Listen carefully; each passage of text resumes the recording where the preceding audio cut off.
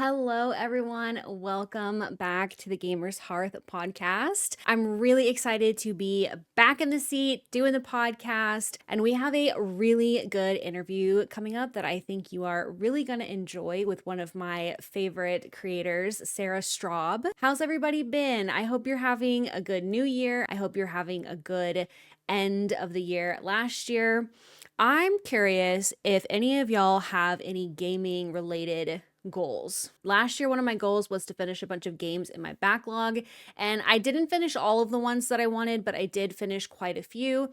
This year, I haven't really set any gaming specific goals because most of my gaming lately has been revolving around live service games, and I've been spending a lot of time in games like Palia, Infinity Nikki, World of Warcraft, and those games obviously don't really have ends. And for a while, I was feeling a little bit maybe bad about that because I was looking at all of the games that I wasn't finishing, and yet I still wanted to continue playing the games that I was really enjoying playing, so I wasn't finishing a lot of games toward the end of the year last year. Ultimately, my goal for the new year is to embrace the style of gaming that I enjoy the most. To just follow and play the games that I'm truly passionate about and not play many games out of a sheer sense of obligation. Now, obviously, for me, that's a little bit more tricky because covering games is my job. So obviously I am going to have to play other games as well. And I want to. I'm not saying I want to only play Infinity Nikki and Palia,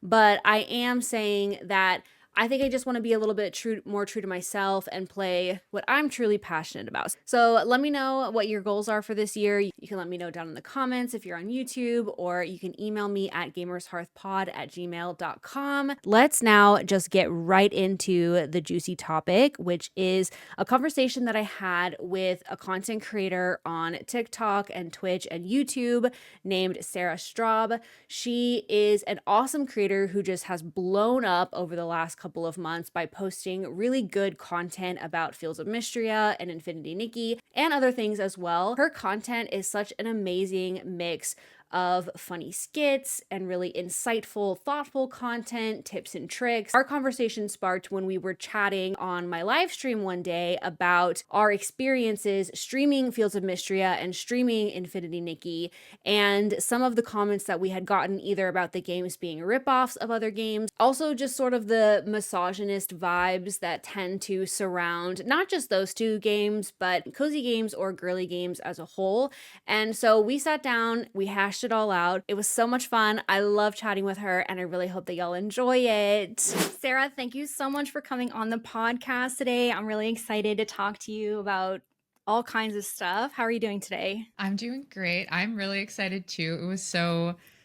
I think it was in your stream you had mentioned doing this podcast, and I'm just really excited to get to chat with you for longer than just back A and little forth in bit. a stream. When you came into my stream, we just like hit it off so quickly. We have a common background of being teachers, and I feel like we kind of see content and we've seen gaming a lot in the same way. So it was like immediate connection, and I was like, yeah, we got to talk on a deeper level. Do you want to tell us a little bit about you and your background, and then maybe a little bit into how and why you started making content?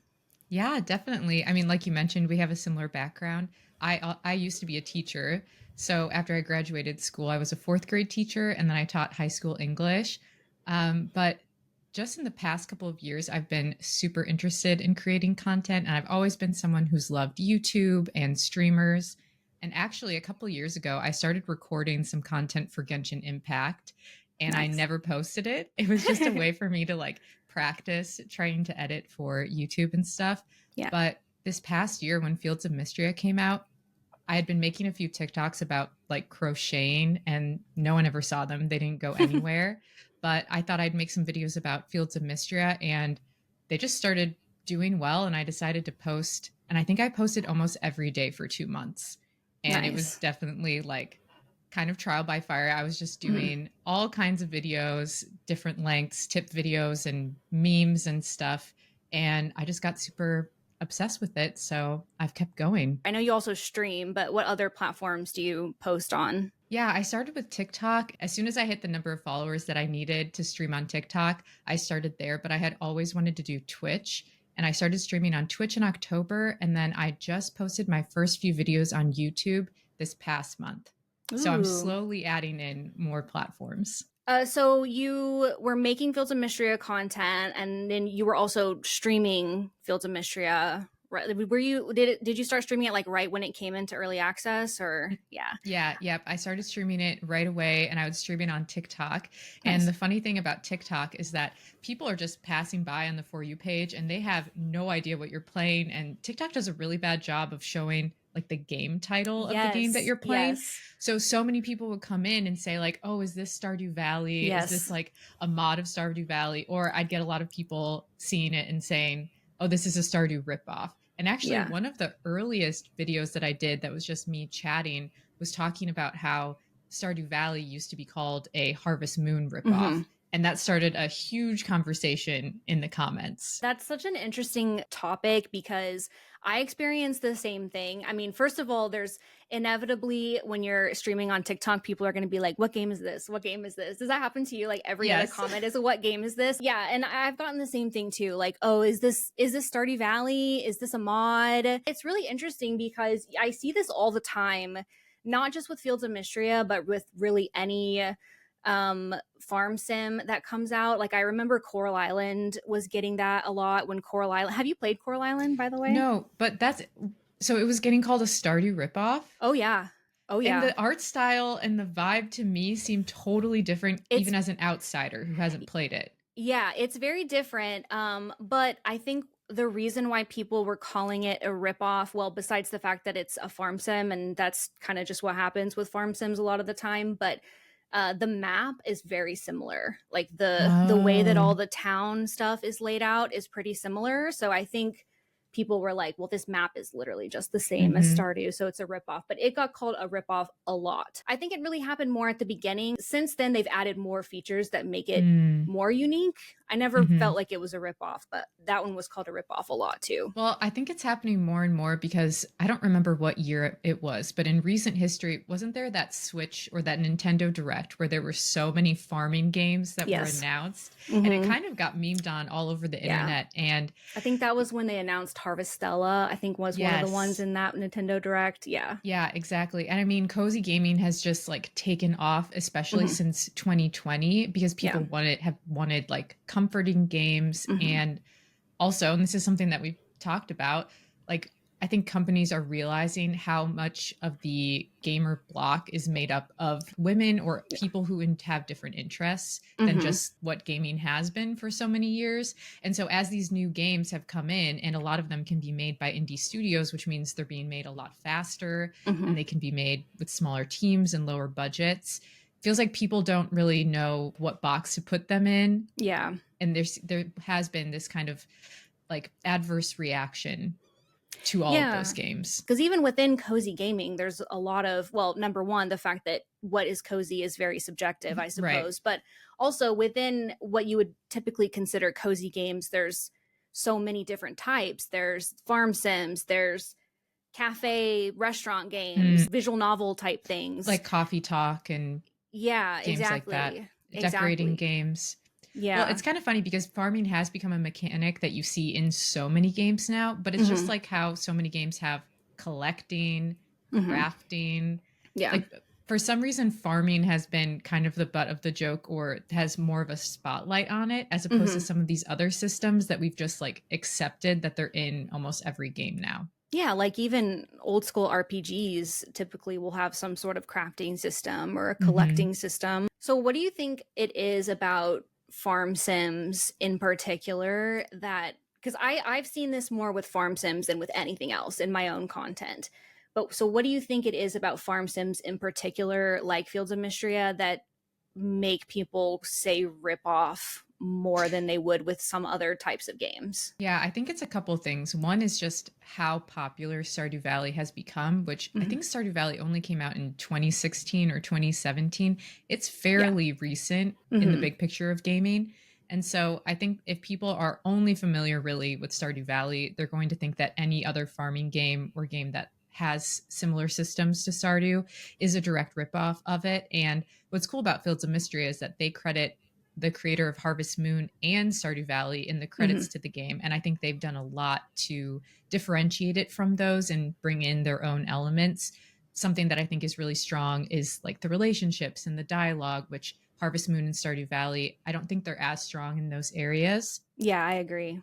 But then I also think because, and this is something that I've talked about in one of my TikToks, I think because farming games tend to be marketed towards women or people who either identify as women or aren't into some of the more traditional things in games like violent games or first person shooters, that just like a lot of other girl games haven't been taken seriously, like farming games aren't taken as seriously and seen as derivative instead of having their own genre and having complexity to them. So I think people can't imagine that farming games could be different from each other or have nuances because they don't understand the genre. That's maybe one thing.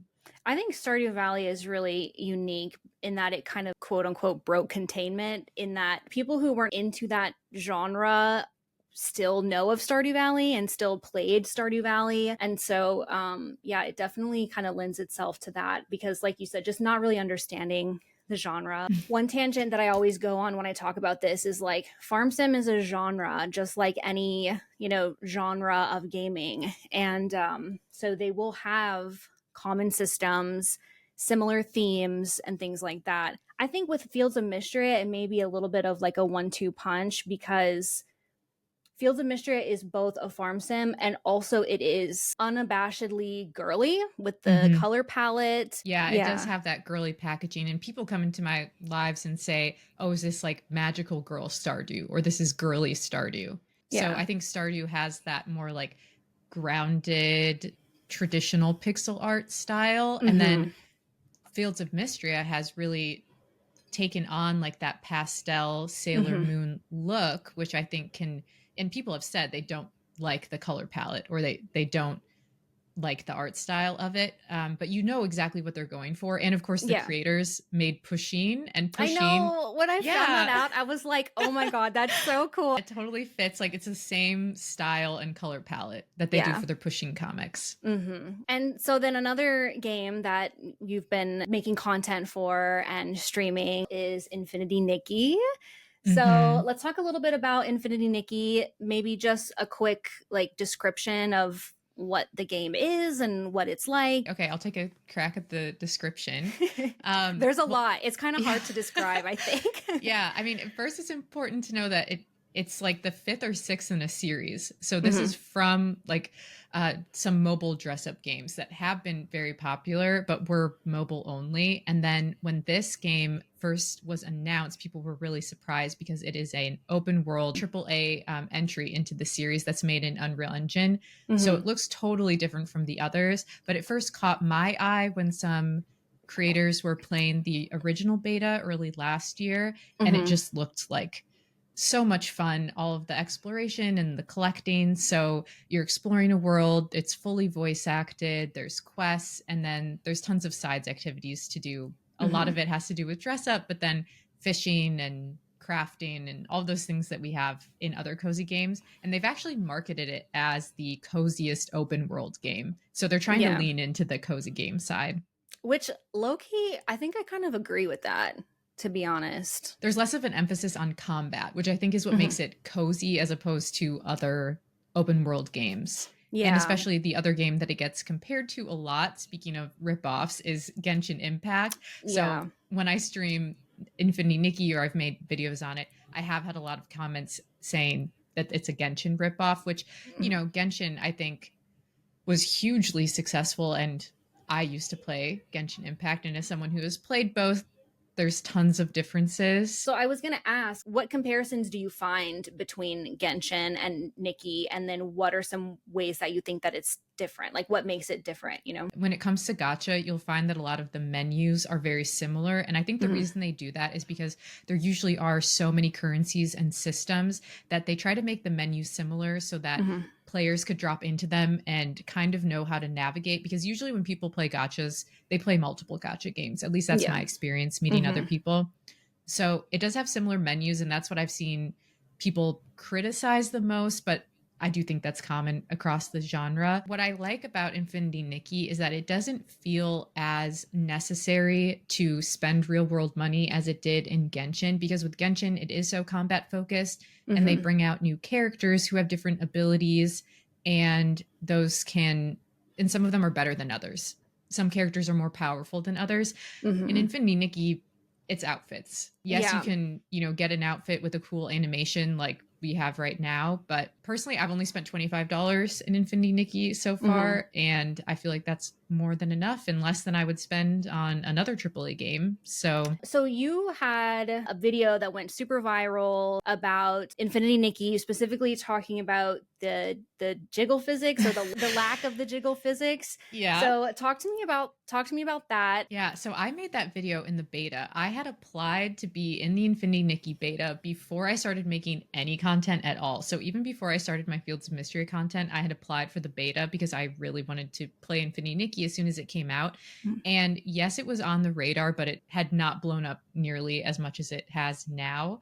So I was streaming during the beta, which was like in October. And I had noticed as I was playing around in the wardrobe that when you spun Nikki's character model, the dresses would flow and there were tons of physics on her hair and the ribbons on her dress, but her chest would stay completely still and the rest of her body would stay still. And as someone who has played other gacha games, I know that that is definitely not the case, and that the women models in those games are animated so that things move a lot. And that's a stylistic choice, but also those games are marketed towards men. And it can be extremely pervasive. In certain games, there are women who are wearing armor and their chests still move as if they're not wearing anything structured there. Yeah, like literally metal, and yet you're still jiggling. Like, what is going on? Yes. So you know that there is some intentionality there. So when I made that video, which is like just 20 seconds long, I don't ever say the term jiggle, and I don't explicitly say anything about her anatomy, but people instantly knew what I was talking about. Because it's so prevalent in the industry, which is why it has 10 million views now, because it got so many people talking. And there were a lot of people defending why they put jiggle physics in games. But for so many women, they were saying, oh, finally developers discovered bras, and, I don't feel as objectified. She's wearing a dress that's like a tight, like corseted type dress. Like she wouldn't there would be no bouncage. Yeah. Exactly. And so what's interesting though about this video is that it got the notice of the Infinity Nikki team. Ooh. And they wanted to turn it into an ad, and they invited me to their creator program because of it. So what I think is interesting about that is that they're definitely like acknowledging and leaning into that aspect of the game, because I say you can tell the audience of the game by the physics. You can tell what the target audience is. And I guess they agreed with that, because I think that's what they're going for. They're definitely targeting this game at women, and I think that's part of why it's gotten so popular, even outside of people who are familiar with the gacha genre or the original dress-up games, is that they've seen this is a really feminine, girly game that looks very well made, high fidelity graphics, great voice acting, and it's hooked a lot of people because of that. That's the difference between Infinity Nikki, and there have been other games that are targeted at women that have just fallen short in terms of quality. And I think going back to our conversation about like the Stardew likes and cozy games, I think once companies saw that there was an audience for these cozy games, they were trying to churn them out. And we've seen some low quality attempts because they're not sincerely trying to make a game for these audiences, or maybe they don't fully understand what the cozy game audience or these women gamers actually want. And they are cash grabs. Infinity Nikki is extremely successful and is making a lot of money, but there's a lot of care that's put into it. And I think that's why it's connecting with people. One of the things that I've seen you talk about in your content as well is your love of Nikki as a character and kind of like what she represents. So can you talk to me a little bit about that as well? Yeah, I think I see people compare Nikki to Barbie a lot, and it's not just in a superficial sense. It's because Barbie's whole thing is that she can do anything. She puts on the doctor's outfit. She can be an astronaut. And you saw that in the Barbie movie as well. There's similar themes there. Nikki is a character who is not just flat. She's very empathetic. She's very positive. I like her dynamic throughout the quests and how she interacts with characters. Mm-hmm. But what I really enjoy is that there's more than one type of femininity in Infinity Nikki. So you have other women characters who are, head of the police or Mm-hmm. more, like warriors, and they wear completely different outfits and have different personalities. And Mm-hmm. so I think it's really nice for the women who play this game to see different representation of women. Mm-hmm. I'm going outside of Nikki a little bit, but what I also appreciate is that there are older women in the game. So if you look at the Mm-hmm. NPCs, there are older women who have different body types, who have wrinkles. Some of the NPCs have different noses. And so there's not just one look for the Yeah. women in the game.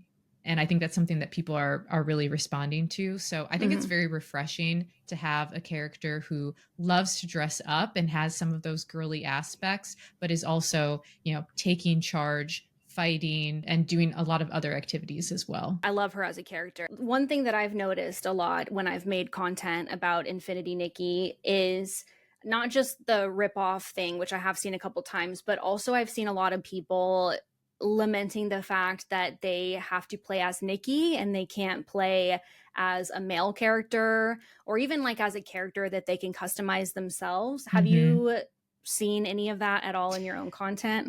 Yeah, I actually saw a really funny video. People were talking about this because if you're new to the series, you don't know that you always play as Nikki. Like, she is Mm-hmm. a strong central character and you're playing her story, and she has her own background. And it's like so many other single player games, like The Witcher, Yeah. where you play as Geralt. And someone was joking, it's called Infinity Nikki, not Limited Nicholas. Like, Limited this. Nicholas.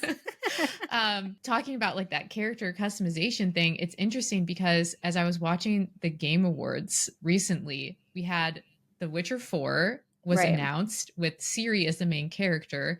And I saw a lot of the live stream comments were saying, I don't want to play as a woman. I want to be able to make my own character.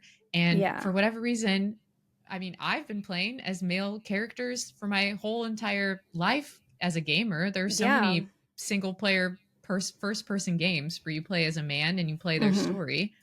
But I guess there are some men who don't want to do that. I think it's the ability to like experience a story that's not from your own personal perspective. Like not everything has to be, and self-insert is great. Like I think self-insert is fun, but like not every game is designed to be self-insert. Sometimes you're experiencing the story of someone else, which could mean someone that is not the same gender identity as you or Mm-hmm. someone that has a different any kind of like lived experience than you.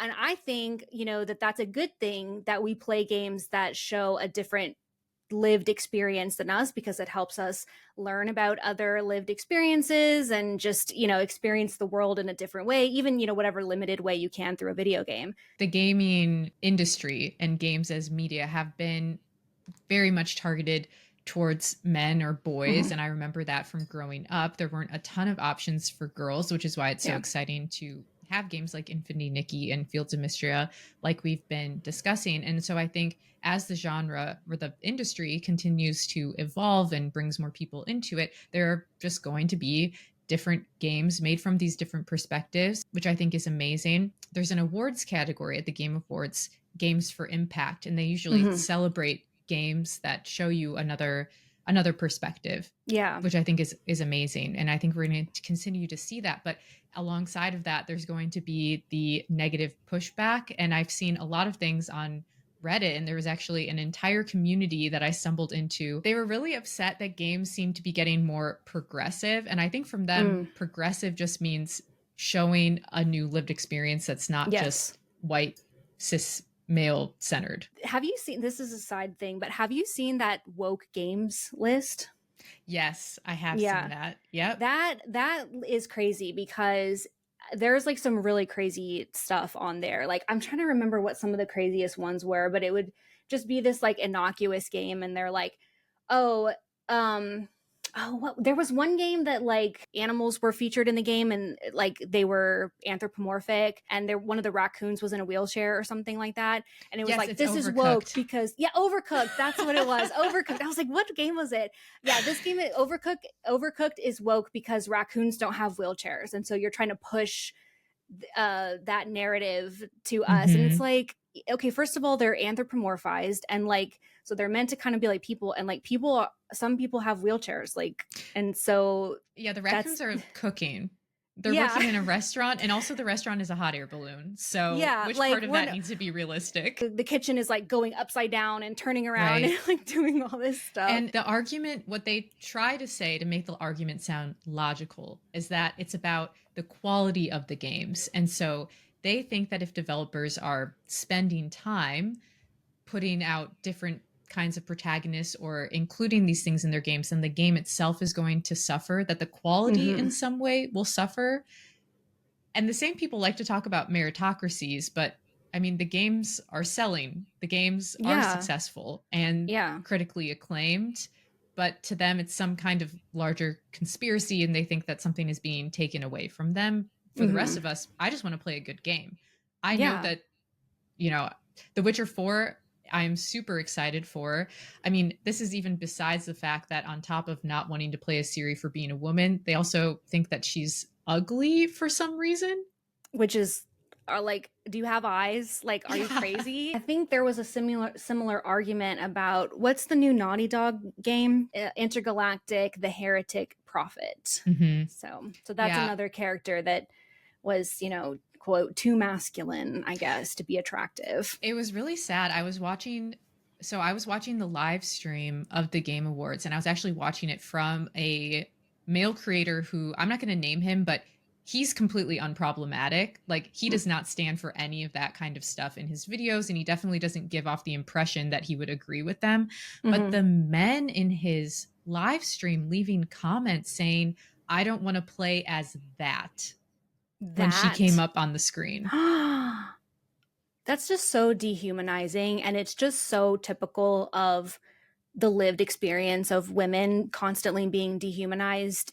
That's disgusting. And again, making this argument that the game is somehow inferior, and all we've seen is a cinematic. We haven't even seen any gameplay.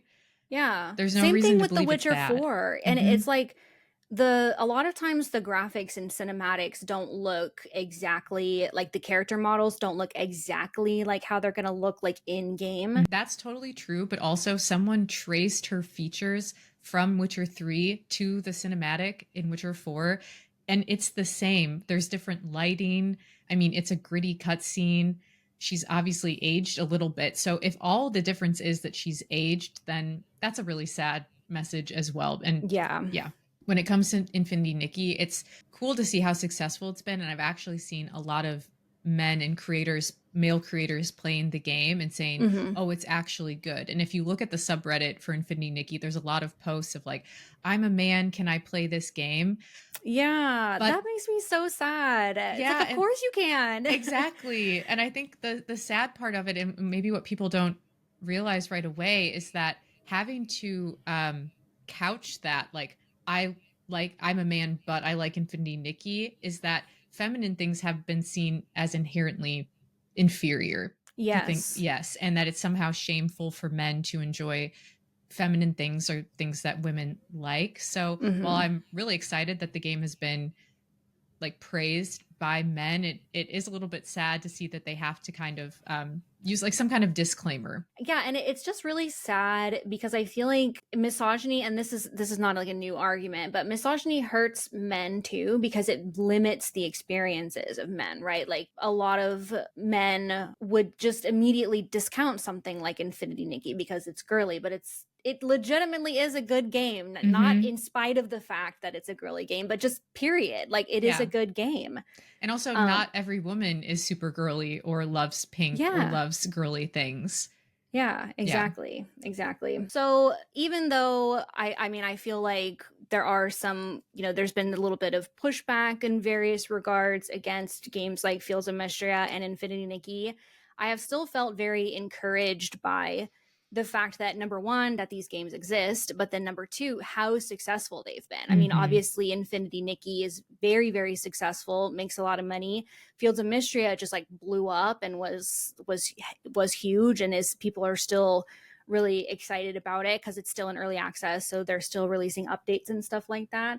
So I do feel really encouraged about the success of games like that. And it can be kind of discouraging to see the pushback, but ultimately I'm really happy that games like this exist. Oh, definitely. I feel really excited about the future of gaming, just seeing these come out this past year and how popular they've been, and popular with a lot of demographics. It's not just women, but I hope as companies see and take note of what is working and what people want is, you know, these games that are made with the player in mind, with a lot of heart, and just the quality, being able to have more quality, cozy games. I think the genre will just continue to be even more popular, and it's exciting. We're in like the first 5 years after 2020 and cozy games really becoming successful. So I hope we see a lot more like this.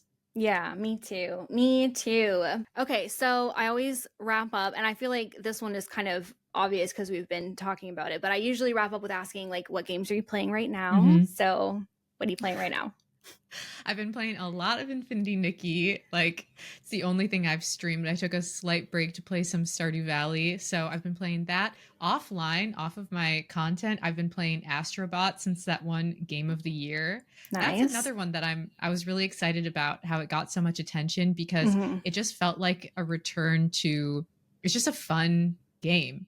It's like a simple, straightforward premise, but super high quality, and it's a lot been of a ton heart of fun behind it. A lot too. of heart. Yeah. And a celebration of gaming. There's so many great references to classic PlayStation, so I've really been enjoying that. Yeah, I also have been playing Infinity Nikki a lot, both on stream and offline. And then I also just recently started playing Final Fantasy VII Rebirth, the second one in the remake. So that came out a while ago, like at the beginning of 2024, but I just never got around to playing it. So I've been enjoying that one a lot. I've heard such good things about the game. Oh yeah, it's amazing. I played remake, like it came out in 2020, so I was playing that, like it was like that and Animal Crossing in like early pandemic times, you know? So I have like a lot of fondness for that, and I've loved Final Fantasy. I never played the old, like the original one. However, there was like a movie that came out in like 2000 something when I was like in high school that was like a Final Fantasy 7. It's called Advent Children, and it was like a prequel story, I think, with Cloud as the main character that I was obsessed with, and I've had a crush on Cloud like forever. My first exposure to Final Fantasy was Kingdom Hearts, I think. Oh my god, yes. Yeah. Oh yeah, and Cloud's in Kingdom Hearts too. Yeah. I think that was probably, honestly, Advent Children, yes, but like, yeah, Kingdom Hearts was one of the first time I ever was really like interacting with Final Fantasy characters, because a lot of them are in there. And I used to be into Final Fantasy 14. Yeah, I did too. So I play World of Warcraft, like I still do, but I did take a break from it for a while, and I went to Final Fantasy 14 as kind of an alternative, and I do really like it. I went back to WoW, and it's like I feel like I can only keep up with one MMO at a time, and I can barely keep up with that. So, and now when you add in the gacha games into the mix that need you to come in every day, I feel like I'm like clocking in the morning. I'm like, okay, got to do my dailies in Deep Space. Okay, got to do my dailies in Nikki. Like, I love it though. I love the grind. Like with Infinity Nikki, I love like the Silvergale's Aria outfit is like so much to do, and like you need so much insight, and you need all these materials, and I'm like, I love it. Like, give it, like, let me grind for this for a month, you know? Like, I love that kind of stuff. So just kind of wrapping up, any platforms, where can we find you all over the internet? Yeah, so I have the same handle everywhere, which is very nice. But I've been streaming a lot on Twitch, so you can find me streaming Infinity Nikki, and then also working on my Perfection Farm for Stardew. And I have been uploading to YouTube, so I'm really trying to grow on there as well. I have some of my Infinity Nikki streams, and then also I've done some like news coverage and tips and stuff for Infinity Nikki. Thank you so much for being on the podcast today. It was so much fun. Thank you so much for having me. This is such a great chat. It was awesome. Yay! Thank you so much for listening. If you want an amazing, welcoming space online to talk about all sorts of topics within games, feel free to join my Discord server. We have channels for specific games, we have channels where we talk about gaming news, and we get into all sorts of topics on there. It's really great, and it has amazing people in it, which is a testament to them, not to me. It's just really, I've been very fortunate to have like the coolest people in the world join my Discord. A link to that is going to be in the show notes or in the description. I also have links down below to all the different places that you can find me online: TikTok, Twitch, YouTube, TikTok, Twitch, YouTube, Instagram, etc., etc. So be sure and check those out if you want to follow me other places. I hope y'all have an amazing rest of your day, and I will talk to you soon.